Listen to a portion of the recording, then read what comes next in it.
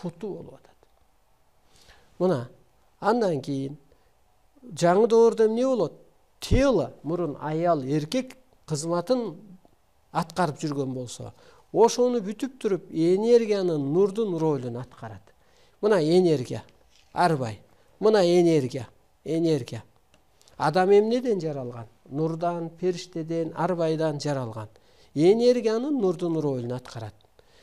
Сыйынбайт бул доордо, сырдашат, сыйкыр касиетин иштетет. Себеби ааламдык нурдан, энергиядан, арбайдан, дуктан, периштеден адам жаралган, кыргыз жаралган. Эми энергияны иштете алат, анан иштеткенге дагы жоопкер. Мына бүгүнкү темабыз ушул. Мурун биздин тело эң кызык жери ушул жерде да азыр.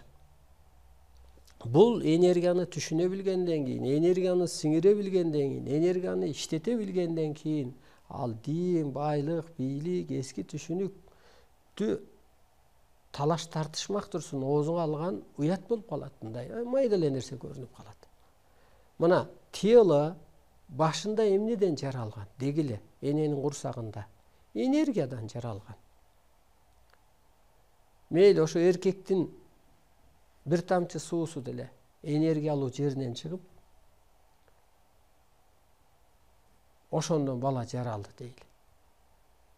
А бирок ал бир суу эле болчу да. Же болбосо мына Иса пайгамбарды деле нурдан жаралган, энеси кыз бойдон эле жаралган дейли. Буга ишенем мен. Себеби аялда эркектин гормону бар. Эркекте аялдын бир гормону бар да өзүнүн ичинде. Же болбосо кээ бир төрөй албаган энелер болгон экен мурун. Анан ар кандай дарыланса дагы төрөй албайт, мазарга барса дагы төрөй албайт. Анан бала багып алат. Бала багып алганда балага мээрими төгүлөт аябай, баягы эненин. Анан ошондой эле анан боюнда болуп калат. Карасаңыз, демек ошо ичинен бир мээрим чыкканда, же бир ошо гормону чыктыбы, эркектик гормон аялдын өзүнөн. Же ошо мээрими пайда болдубу, же нурдан бала пайда болдубу? Айтор мына. Ошентип адам өзү эмнеден жаралды? Нурдан жаралды. Мисалы ошо пайгамбар Исанын нурдан жаралганы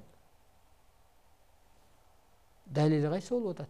Турпаты менен нурданып кеткенде болот атпайбы кийинкиси? Анысы кандай эле адам деле, ар бир адам энергиядан жаралат. Эненин баягы кардында жатканда энергиядан жаралды. Энергияда эле күчү бар. Мына энергия